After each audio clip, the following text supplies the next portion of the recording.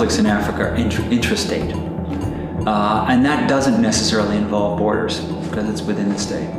But you do have instances where borders have been badly demarcated, where you have new countries which have been defined or separated, and there are bits of the border which remain undemarcated. At that point, they become flashpoints. Within Africa, there are a number of instances where that is the case, but thank goodness they're fewer and farther between than one might imagine. The interesting thing about this is that most African countries have actually preferred to go the arbitration way.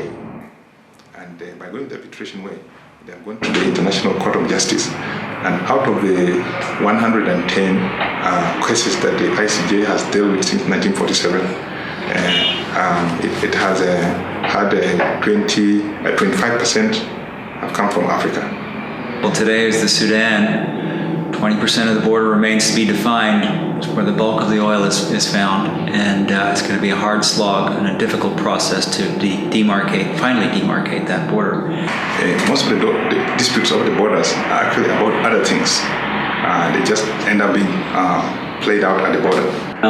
The Bakassi Peninsula is probably, between Cameroon and Nigeria, is the most current example of a successfully negotiated, mutually undemarcated border or non-demarcated border, which was done quite well. There was very strong external influence and involvement, which I think helped. Let us not forget that Nigeria is a much stronger country than Cameroon is, and I think it took a certain amount of